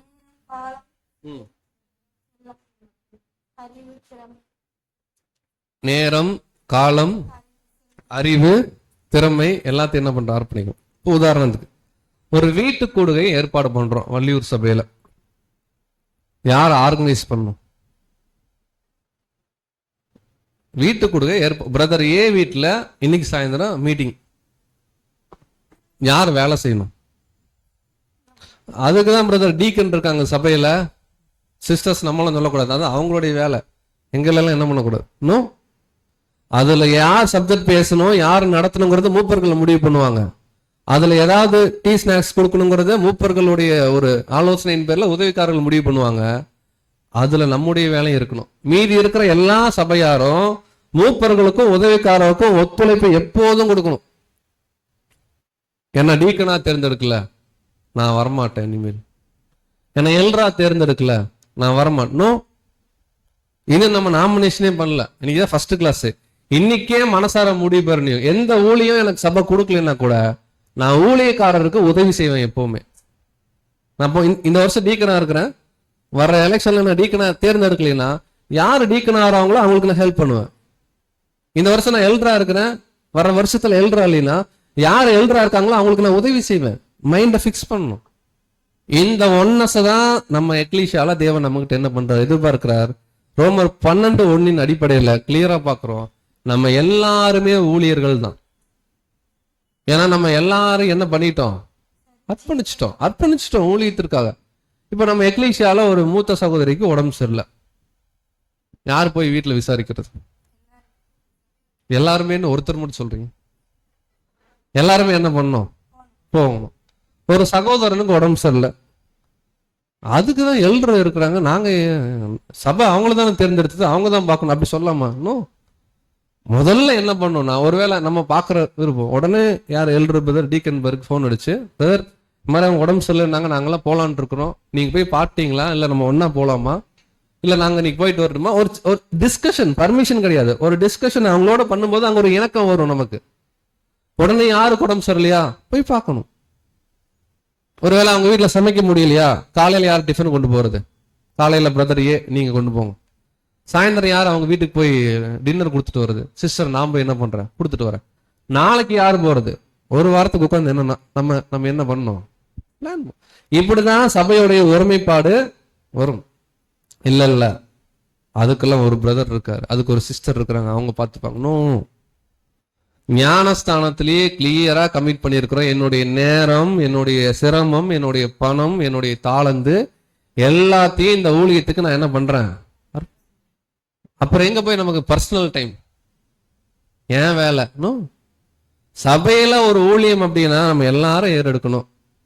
அதற்கேற்ற முறைமை இருக்கு. மூப்பர்கள், உதவிக்காரர்கள், அவங்களுக்கு எந்த அளவுக்கு ஒத்துழைப்பு கொடுக்க முடியுமோ நம்ம எல்லாரும் என்ன பண்ணணும், ஒத்துழைப்பு கொடுக்கணும். நம்ம படிக்கிறோம் இல்லைங்களா? ரோமர் 12:1 வாசிங்க சகோதரி. ரோமர் 12:1 அப்படி இருக்க சகோதரரே, நீங்கள் உங்கள் சரீரங்களை பரிசுத்தமும் தேவனுக்கு பிரியமான ஜீவ பலியாக ஒப்பு கொடுக்க வேண்டும் என்று தேவனுடைய இரக்கங்களை முன்னிட்டு உங்களை வேண்டிக் கொள்கிறேன். இதுவே நீங்கள் செய்யத்தக்க புத்தியுள்ள ஆராதனை. சோ இதை நம்ம ஆரம்பத்துல படிச்சிருப்போம், இப்ப கொஞ்ச நாளா மறந்துருப்போம். சம்டைம்ஸ் ஞாயிற்றுக்கிழமை காலை 10 மணிக்கு சபைக்கு வர்றது ஆராதனை. புத்தியுள்ள ஆராதனை என்பது 7 நாளும் இன்னைக்கு இருக்கிற நிலைமையில நம்ம பரிசுத்தமா காத்துக்கொள்ளணும். அதான் பவுல் எழுதுறாரு, உங்கள் சரீரங்களை பரிசுத்தமும் தேவனுக்கு பிரியமான ஜீவ பலி. இந்த வார்த்தை ரொம்ப முக்கியம். எல்லாமே நமக்கு தெரியாதது எதுவுமே இல்லை. இன்னைக்கு பாடத்துல எல்லாமே தெரியும், ஆனா மறந்துடுவோம் சம்டைம். நாம அர்ப்பணிக்கணும். எங்க சிஸ்டருக்கு உடம்பு சரியில்லை, என் பிரதருக்கு உடம்பு சரியில்லை, போய் நிக்கணும். இல்ல அதுக்கு எல்டர் பாத்துக்குவாங்க, டீக்கன் பாத்துக்குவாங்க. இன்னும் அவங்ககிட்ட கேட்கணும், பிரதர் நீங்க தான் அரேஞ்ச் பண்ணிருக்கீங்களா, இல்ல நான் ஏதாவது ஹெல்ப் பண்ணவா? போன் அடிச்சு என்ன பண்ணணும் கேட்கணும். ஏன் அப்படின்னா, நீங்க யோசிச்சு பாருங்க, இப்ப கீழே போறோம், கண்ணுல தூசு விழுந்துருச்சு, கண்ணு அப்படியே எரியுது. அடுத்து நம்ம சரீரத்துல என்ன நடக்கும்? சரீரத்துல என்ன நடக்கும்? கண்ணை கசக்கி தூக்கி என்ன பண்ணுவோம் அப்படியா? உடனே கை, நிறைய படத்துல படிச்சிருக்குமே, கை உடனே என்ன ஆகும்னா, உடனே இந்த கை கர்ச்சீஃப் எடுக்கும் இங்கிருந்து, கரெக்டா இல்லைங்களா? அப்புறம் மூளை சொல்ல, இல்ல பேக்ல தண்ணி இருக்கு, எடுத்து முகம் கழுவுனா சரியாயிரும். ரொம்ப இதை அங்க வண்டி நிக்குது, போய் கண்ணாடியில் என்ன பண்ணு பாருன்னு கால் என்ன ஆகும், நடக்கும். அப்போ ஒரு இடத்துல, ஒரு அவயத்துல ஒரு சின்ன சாதாரண பிரச்சனைனா இத்தனை அவயம் ஒத்துழைச்சாதான் அது ரெடி ஆகுது. சபையும் அப்படித்தானே. தெய்வீக ஏற்பாடுன்னா தெய்வீக ஏற்பாடு மட்டும் இல்ல, தெய்வீக ஏற்பாடை கரெக்டா செஞ்சிடணும். எந்த தெய்வீக ஏற்பாடுல யாரெல்லாம் தேவன் ஊழியத்துக்கு அர்ப்பணிச்சாங்களோ நம்ம எல்லாரும் ஒத்துழைக்கணும். கரெக்டா இல்லைங்களா? வர்ற ஊழியர்களை குறை சொல்றது ரொம்ப ஈஸி. அந்த ஊழியருடைய இடங்கள்ல நின்று அந்த ஊழியத்தை செஞ்சு பார்க்கறது ரொம்ப கஷ்டம். நம்மள மாதிரியே அவங்களுக்கு ஃபேமிலி இருக்கும், நம்மள மாதிரியே குழந்தைங்க அவங்களுக்கு கொண்டு போய் ஸ்கூலுக்கு விடணும், நம்மள மாதிரியே வேலைக்கு போயிட்டு சம்பளம் வந்தோன்னா அவங்களுக்கு மார்க்கெட்ல போய் காய்கறி வாங்கிட்டு வந்து வீட்டுல கொடுக்கணும், எல்லா வேலையும் அவங்களுக்கு இருக்கும்ல. அதையும் தாண்டி சகோதரர்கள் சபையார பராமரிக்கிறாங்கன்னா நம்முடைய ஒத்துழைப்பு இருக்கும் பொழுது இன்னும் ஆர்வம் என்ன பண்ணுவாங்க, பண்ணுவாங்க. வாசிக்கலாம் 1 கொரிந்தியர் 12:27.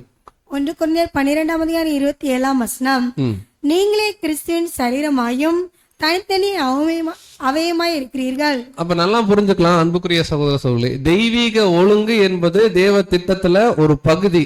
அது நீதியா அதோட அன்புல என்ன பண்ணிடணும், செஞ்சிடணும். அதை தாண்டி பிராடா நம்ம யோசிச்சு பார்த்தோம்னா நம்மளாம் ஒரே சரீரம். ஒரு சரீரத்துல ஒரு அவயத்துல ஒரு குறைபாடு அப்படின்னா இன்னொரு அவயம் என்ன பண்ணும்? கரெக்டா இல்லைங்களா? சின்ன சின்ன பலவீனங்கள் நமக்குள்ள இருக்குமா இருக்காதா? கோவப்படுறது கரெக்டா இல்லைங்களா? இருக்குமா இருக்காதா? இன்னும் அவரு கோவப்படுறாரு அப்படின்னு சொல்லுவோமா? இப்போ உதாரணத்துக்கு ரொம்ப சென்சிட்டிவான ஒரு இடம், நம்ம கையில இந்த இடம் ரொம்ப சென்சிட்டிவ்னு வச்சுக்கோங்களேன். நம்ம ட்ரெஸ் இங்க கிழிஞ்சிருச்சு, ரோட்ல போறவங்களாம் கொஞ்சம் அசிங்கமா பார்ப்பாங்க, நமக்கு அவமானமா இருக்குன்னா உடனே இந்த கை என்ன பண்ணும்? இப்படி வச்சுட்டு தான் போகும். ஏன் அவமானம்? அதே போலதான் நம்ம கூட இருக்கக்கூடிய சகோதரி ஒரு பலவீனத்துல ஒரு சின்ன தப்பு பண்ணலாம், அது கிறிஸ்துவுக்குள்ள மன்னிக்கிற தப்பா இருக்கும். நம்ம கூட இருக்கிற ஒரு பிரதர் ஒரு சின்ன தப்பு பண்ணலாம், அது கிறிஸ்துவுக்குள்ள மன்னிக்கிற தப்பா இருந்தா நம்ம தான் முதல் பிரதர் சிஸ்டரா போய் அவங்கள மறைக்கணும். அவர் சட்டை கிழிஞ்சிருச்சு தெரியுமா, இந்த சிஸ்டர் சட்டை கிழிஞ்சிருச்சு தெரியுமான்னு 4 பேர்கிட்ட என்ன பண்ணக்கூடாது? அன்பு சம்டைம்ஸ் திரளான பாவங்களை என்ன பண்ணும். ஸோ இந்த பாவங்கள்ல லிமிட் இருக்கு. சபை நீக்கத்துக்கு ஏதுவான பாவம்னா அது வேற. நம்ம சொல்றது சாதாரண நிறை குறைகளை அதான் சொல்றாரு. நம்ம ஒரே சரீரம் ஆனா தனித்தனி எப்படி இருக்கோம்? நீங்க காலு கரெக்டா இல்லைங்களா? நம்ம கை, பிரதர் கண்ணு அப்படின்னா பிரதர் கண்ணு கலங்குது அப்படின்னா அவரு தான் லைஃப்ல கஷ்டப்படுறாருன்னா உடனே காலும் கையும் ஒத்துழைச்சா மட்டும்தான் அவரு குணமாவார். ஒத்துழைக்கவே மாட்டோம் அப்படின்னா என்ன ஆகாது? அடுத்த கேள்வி, யாராவது இங்க இருக்கிற யாராவது ஒருத்தரை பார்த்து நீங்க எனக்கு வேணாம், நீங்க வள்ளியூர் சபைக்கே வேணாம் சிஸ்டர், பிரதர் நீங்க வள்ளியூர் சபைக்கே வேணாம் பிரதர், நம்ம சபையார பார்த்து நம்ம சொல்லலாமா? சொல்லக்கூடாது. இந்த சொல்லக்கூடாதுங்கிறத எப்படி தவறா புரிஞ்சு கூடாதுன்னா, அப்ப எலெக்ஷன்ல யாரை நாமினேட் பண்றாங்களோ யாரையும் வேணாம்னு சொல்லக்கூடாது. அப்படி இல்லை. திரும்ப தெளிவா இந்த வார்த்தையை நம்ம பதிவு பண்றோம். நாமினேட் பண்றவங்க எல்லாத்துக்கும் கை உயர்த்துங்கன்னு சொல்லி ஒருமைப்பாடு கிடையாது. சபையில ஒரு அங்கமா எல்லாத்தையும் நம்ம என்ன பண்ணணும், எப்பவுமே வச்சுக்கணும். பவுல் சொல்றாரு, வாசிக்கலாம். அதுல 21வது வசனம், 1 கொரிந்தியர் 12:21. கண்ணானது கையை பார்த்து நீ எனக்கு வேண்டுவதில்லை என்றும், தலையானது கால்களை நோக்கி நீங்கள் எனக்கு வேண்டுவதில்லை என்றும் சொல்லக்கூடாது. சும்மாவா பவுல் எழுதுவாரு? 1 கொரிந்தியர் 3 சபையில பிரிவினைன்னு கேள்விப்படுறாரு. அதுக்கு எழுதுற கவுன்சிலிங்ல அவர் சொல்றாரு, பாருங்க, இதை நாமினேஷன் பண்றவங்கள வேணான்னு சொல்றோம் அப்படின்னு எடுத்துக்க வேணாம். நாமினேஷன் பண்றவங்களுக்கு கரங்களை உயர்த்தாதது நம்முடைய முழு உரிமை. ஆனா நம்ம நீதியா செயல்படுறோமான்னு தேவன் இருதயத்தை என்ன பண்ணுவாரு பாப்பா. இது பொதுவா நம்ம எக்லீஷியால எப்பவுமே நம்ம ஒன்னாதான் இருக்கணும். நம்ம எல்டரா இருந்தாலும் டீக்கனா இருந்தாலும் சபையின் பிள்ளைகளா இருந்தாலும் ஒன்னஸ் இருக்கணும். யாரும் யாரையும் பார்த்து நீ வேணாம், கண்ணானது கையை பார்த்து என்ன பண்ண முடியாது, சொன்ன கஷ்டம். ஏன்னா ஒரு அவயத்துக்கும் ஒரு ரோல் இருக்கும். அதெல்லாம் பர்ஃபெக்டா செஞ்சாதான் சரீரம் பர்ஃபெக்டா இருக்கும். இல்லைன்னா அதுல ஒரு குறைபாடுன்னு அர்த்தம் பார்க்கணும். அப்ப இங்க என்ன கவனிக்கிறோம்னா, இங்க இருக்கிற எல்லாரும் ஊழியர்கள் தான் ஏதோ ஒரு அடிப்படையில. ரோமர் 12:1 அடிப்படையில நாம எல்லாரும் ஒருத்தருக்கு ஒருத்தர் உடன் ஊழியர்கள் தான். ஆனா பர்டிகுலரா சில சபை ஒழுங்குல சில ஊழியங்கள் எப்பவுமே பண்ணணும். பாடம் எப்பவுமே பேசணும், பிரெயின் ஸ்டடி எப்பவுமே நடத்தணும். சபையில ஒவ்வொரு முறையும் ஆராதனை முடிச்சோடனே அங்க டீ காஃபி வரவங்களுக்கு நம்ம கொடுக்கணும். கன்வென்ஷன் அப்படின்னா அரேஞ்ச்மெண்ட்ஸ் வேலை. அப்ப இதுக்கெல்லாம் பொறுப்பா சில பேரை நியமிச்சாதான் கரெக்டா நடக்கும். அதுக்கான ஒரு நியமனம் தான் எல்லாரும் சேர்ந்து பண்றதுதான் தெய்வீக ஏற்பாடை தவிர மற்ற நம்ம எல்லாரும் சபையின் ஊழியர்கள் தான். யார் ஊழியத்தில் இருக்கிறாங்களோ அவங்க கிட்ட கேட்டு அவங்க ஆலோசனையின்படி நம்ம எல்லாரும் எப்பொழுதும் ஒத்துழைப்பு கொடுக்கணும். அப்ப கரெக்டா நம்ம கன்க்ளூட் பண்றோம், we are each other's servant. இப்ப நம்ம ஒரு 25 பேர் இருக்கோம்னு வச்சுக்கோங்க. இப்ப சிஸ்டர் இருக்கிறாங்கன்னா இங்க இருக்கிற 24 பேருக்கும் அவங்க ஒரு ஊழியக்காரின்ற வார்த்தை நம்ம பைபிள்ல இருக்க தமிழ் சொல்றோம். இது நார்மல் தமிழ் சொன்னா கொஞ்சம் கஷ்டமாயிரும். இப்படி சொல்றேன், இங்க ஒரு பிரதர் இருக்காருன்னா இங்க ஒரு 24 பேர் இருக்கிறோம்னா 24 பேருக்கு அவர் வேலைக்காரன் இந்த சென்ஸ் என்ன அர்த்தம்னா, என்ன வேலை சபையார் கேட்டாலும் அவங்க செய்வோம். அதுக்கே உண்டான ஊழியர்கள்ட்ட அனுமதி பெற்று அல்லது ஆலோசனை வாங்கி அவங்களுடைய ஒத்துழைப்புல இது எல்லாம் நடக்கணும். இப்படி ஒருத்தரும் அவங்களுடைய பொறுப்பை உணர்ந்த சபையில நம்ம வேலை செய்யும் போது சபை இன்னும் ஆரோக்கியமா இருக்கும். சபைக்கு இன்னும் என்ன வேணாலும் தேவன் என்ன பண்ணுவாரு, கொடுப்பாரு. அதனாலதான் இறுதியா ஒரு வசனம் படிச்சு நம்ம கன்க்ளூட் பண்ணலாம். வாசிக்கலாம். ரோமர் 12:4. இன்னும் ஒரு சில வசனங்கள் மட்டும். ரோமர் 12:4. ஏனெனில் இங்க நமக்கு ஒரே சரீரத்திலே அநேக அவயங்கள் இருந்தும் எல்லா அவயங்களுக்கும் ஒரே தொழில் இராதது போல. சும்மா எழுதுவாரா? வசனம் மாறி இருக்குன்னு நினைக்கிறேன் ரோமர்ல. நல்லா இதை மட்டும் கவனிச்சுக்கோங்க. ஏனெனில் நமக்கு ஒரே சரீரத்திலே அநேக அவயங்கள் இருந்தும், கண்ணுக்கு ஒரு வேலை, கைக்கு ஒரு வேலை. கரெக்டுங்களா? அப்ப எக்லீஷால நம்ம 25 பேர் இருக்கிறோம்னா 25 பேரும் சப்ஜெக்ட் பேச முடியுமா? 25 பேரும் அந்த ஒர்க் பண்ண முடியும்? 25 பேரும் 25 பேரும் மைக் பிடிச்சு பாட ஆரம்பிச்சோம்னா எப்படி இருக்கு யோசிப்பா. அதற்கே உரிய சகோதரிகள், அதற்கே உரிய சகோதரர்கள் பாடினாதான் பாட்டு கேட்கற மாதிரி இருக்கும். உண்மையா இல்லையா? அதே போல பாடங்கள் பேசுறதும் அதற்கே உரிய சகோதரர்கள் பேசினாதான் கரெக்டா இருக்கும். அதே போல இந்த மாதிரி ஒர்க், கம்ப்யூட்டர் ஒர்க்குன்னா அது தெரிந்த சகோதரர்கள் பண்ணாதான் கரெக்டா இருக்கும். ஒரு பிரதரை போய் ரிசீவ் பண்ணிட்டு வரணும், அவரை சாப்பிட வைக்கணும்னா அதற்கே கொஞ்சம் பழக்கப்பட்டவங்க பண்ணும்.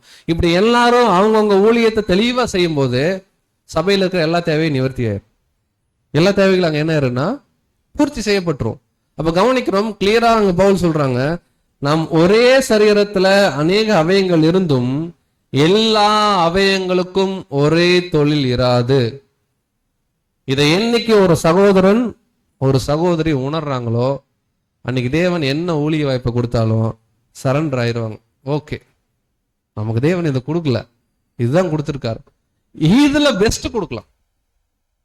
ஒருவேளை நம்ம எல்ற நாமினேட் பண்ணி எலெக்ட் ஆகல, இந்த வசனம் ஞாபகம் வந்துக்கணும், ஒரே தொழில் இராது. ஓகே, அதுக்கு வேற பிரதர் இருக்காங்க. ஒருவேளை நம்ம டீக்கனா நாமினேட் பண்ணி அந்த ஊழியம் கொடுக்கல, ஓகே, அதுக்கு இன்னொரு பேர் இருக்காங்க. நமக்கு என்ன, நமக்கு இதுதான் வேலை, ஓகே இதை பண்ணுவோம். நமக்கு வாரம் வந்து இந்த ப்ரொஜெக்ட் ஆன் பண்றதா வேலைன்னு சபை சொல்லுச்சுன்னா சந்தோஷமா அதை செஞ்சுட்டு போகலாம் நம்மனால. ஏன்னா வசனம் இருக்கு, இந்த சிறியரையில் ஒருவனுக்கு ஒரு கலசம் தண்ணீர், ஒரு வாட்டர் பாட்டில் அப்படி பாஸ் பண்ணா ஆசீர்வாதம்ன்றார். யோசிச்சு பாருங்க. நம்ம எதோ கம்பேர் பண்ணிக்கிறோம் ஆசீர்வாதத்துக்கு. இல்ல, மனதார நாம் பெற்றுக்கொண்ட சிறு சிறு ஊழியங்களை முழு அர்ப்பணத்துல செஞ்சாலே போதும், நம்ம சபையாயிடலாம். அதுல தேவன் ஒருவேளை நம்ம மூப்பர்களா ஏற்படுத்துறாருன்னா அதுல உணர்ந்து பலப்பட்டு என்ன பெஸ்ட் நம்ம சபையாருக்கு செய்ய முடியுமோ இங்கேயே கிடக்கணும், இங்கேயே விழுந்து கிடக்கணும். சபைக்கு நல்லது பண்ண உதவிக்காரரா இருக்கிறாங்களா, உடனே நம்ம யோசிக்கணும். பெயிண்ட் அடிக்கலாம், நிறைய எக்லீஷாட்ட கேட்கலாம். பிசினஸ் மீட்டிங்ல நம்ம எக்லீஷா ஒரு மாதிரி இருக்கு, பெயிண்ட் அடிச்சிடலாங்களா, இதெல்லாம் கொஞ்சம் வீக்கா இருக்கு, மாத்தலாங்களா, எல்டர்ஸோட டிஸ்கஸ் பண்ணிட்டு வந்து என்ன பண்ணலாம், அவங்களுடைய பெஸ்ட் என்ன பண்ணணும் செய்யணும். சகோதரர்கள் வெளியூர்ல வராங்க, அவங்கள பராமரிக்கிறதுக்கு ஏதாவது ஏற்பாடு பண்ணலாமா. ஏதோ ஒரு வகையில நாம் பெற்றுக்கொண்ட ஊழியத்துல நம்ம பெஸ்ட நம்ம என்ன பண்ணோம். அப்ப நம்ம எல்லாருக்கும் என்ன வேலைன்னா ஒரே வசனம் தான். இறுதியா வாசிங்க சிஸ்டர், கலாத்தியர் 6:10. கலாத்தியர் 6:10. ஆகையால் நமக்கு கிடைக்கும் சமயத்துக்கு தக்கதாக யாவருக்கும் விசேஷமாக விசுவாச குடும்பத்தார்களுக்கும் நன்மை செய்ய கடவோம். அப்ப பாருங்க, கிளியரா சொல்றாரு, நமக்கு கிடைக்கும் சமயத்துக்கு தக்கதாக யாவருக்கும், பர்டிகுலரா விசுவாச குடும்பத்தாருக்கு நம்ம என்ன பண்ணோம். அப்ப அன்புக்குரிய சகோதர சகோதரர்களே, இப்ப இங்க நல்லா கவனிக்கலாம். 2 விஷயம் இந்த பாடத்துல நம்ம பார்த்திருக்கிறோம். அறிமுக பாடம்ன்றனால எலெக்ஷன் கருத்துக்குள்ள டீப்பா போகல, நம்ம அடிப்படை தான் போயிருக்கோம். ஃபர்ஸ்ட் பார்ட் என்னன்னா தெய்வீக ஏற்பாடு. தெய்வீக ஏற்பாடுனா என்ன, அதுக்கு பைபிள் என்ன சொல்லி இருக்கு, மூப்பர்கள்லாம் யாரு, அவங்கள பத்தின ஒரு இன்ஃபர்மேஷன், உதவிக்காரர்கள்லாம் யாரு, அவங்கள பத்தின ஒரு இன்ஃபர்மேஷன், இந்த 2 ஊழியத்துக்கும் இருக்கக்கூடிய வித்தியாசங்கள் என்ன, ஒற்றுமைகள் என்ன, இதெல்லாம் கொஞ்சம் கொஞ்சம் பார்த்தோம். அடுத்து என்ன பார்த்தோம்னா, அவர்கள் தான் ஊழியர்கள் சொல்லிட்டு நம்ம எந்த வேலையும் செய்யாம இருக்கக்கூடாது.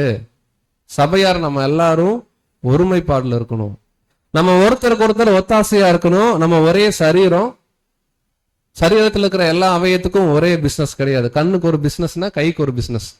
அப்ப நம்ம எல்லாரும் நம்முடைய பொறுப்பை உணர்ந்து செயல்படணும். அன்பின் ஆவியில ஒருமைப்பாட்டில் கட்டப்படணும். நமக்கு எப்பொழுதெல்லாம் சமயம் வாய்க்குதோ விசுவாச குடும்பத்துக்கு என்ன பண்ணும், நன்மை செய்யணும். அப்ப சபையின் ஊழியர்கள் அப்படிங்கிறது தெய்வீக நியமனம். யாரை வேணா தேவன் நியமிக்கலாம். இந்த வருஷம் ஒருத்தர் இருக்கலாம், அடுத்த வருஷம் ஒருத்தர் இருக்கலாம். பட் தெய்வீக நியமனம் உண்மைன்னு நம்ம விசுவாசிச்சோம்னா அந்த ஊழியர்களுக்கு முழு ஒத்துழைப்பு கொடுக்கணும். அதே போல அப்படி வரக்கூடிய ஊழியர்கள் கூட நியாயமான முறையில சபையாருக்கு தேவையான கடமைகள் என்ன பண்ணணும். ஒருவேளை வாய்ப்பு இருக்குன்னா மாசத்துக்கு ஒரு முறை பிசினஸ் மீட்டிங் போடணும். சபையார்கிட்ட அவங்களுடைய ஏதாவது சூழ்நிலை குறித்து கேட்கணும், மாற்றங்கள் செய்யணும், பாடங்கள்ல மாற்றங்கள் செய்யணும், நிறைய வகுப்புகள்ல ஏதாவது தேவைகள் இருந்தா பூர்த்தி பண்ணணும், சகோதரர்களை வெளியே இருந்து இன்வைட் பண்றதா, இங்க இருக்கிறவங்களை டெவலப் பண்றதா, எல்லா ஆங்கிள்லயும் அவங்க நிறைய முயற்சிகள் எடுக்கணும். உதவிக்காரர்களும் இங்க இருக்கக்கூடிய அரேஞ்ச்மெண்ட்ஸ் ஒர்க்ல அவங்களால முடிஞ்ச முயற்சி எடுக்கணும். இப்படி இவர்கள் எடுக்கக்கூடிய முயற்சிக்கு நம்ம எல்லாரும் ஒத்துழைப்பு கொடுக்கணும். இப்படி ஒரு ஒன்னஸ்ல கட்டப்பட்டோம் அப்படின்னா வள்ளியூர் எக்லீசியா 2025 இன்னைக்கு இருக்கிறோம், 2026 இன்னும் ஒரு 10% மேல போகலாம். இப்படி ஒரு பூரண வளர்ச்சியை நோக்கி ஒரு சபை போகணும் அப்படின்னா யார் கரங்கள் இருக்குன்னா நம்ம எல்லாருடைய கரங்கள் இருக்கு.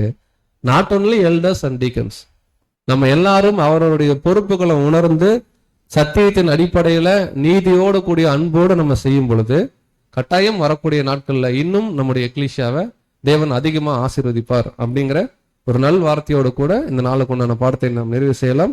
இந்த வாய்ப்பை கொடுத்த நம்முடைய பிதாவாகிய தேவனுக்கு நம்முடைய ரட்சகர் மூலமாக நன்றி நாம் தெரிவித்துக் கொண்டு உங்கள் அனைவருக்கும் கிறிஸ்துவுக்குள்ளான அன்பின் வாழ்த்துக்களை மீண்டும் தெரிவித்துக் கொண்டு தேவன் தாமே இந்த வார்த்தைகளை ஆசீர்வதிப்பாராக. ஸோ இந்த நேரத்தில் கூட கோயம்புத்தூர்ல இருக்கக்கூடிய ஒவ்வொரு அன்பு சகோதர சகோதரின் அன்பின் வாழ்த்துக்களையும் கூட மீண்டுமாக வள்ளியூர் சபையாருக்கு தெரிவித்துக் கொள்கிறேன். ஆமென்.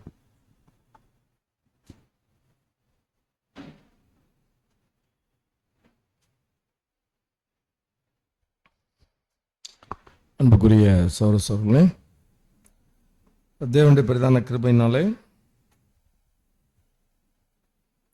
தேவன் நம்முடைய அன்பு சகோதரரை கொண்டு அருமையான ஒரு சத்தியத்தை இந்த நாளிலும் நமக்கு தந்திருக்காங்க. தெய்வீக ஏற்பாடும் சபையின் ஒருமைப்பாடுங்கிற தலைப்பில் நம்ம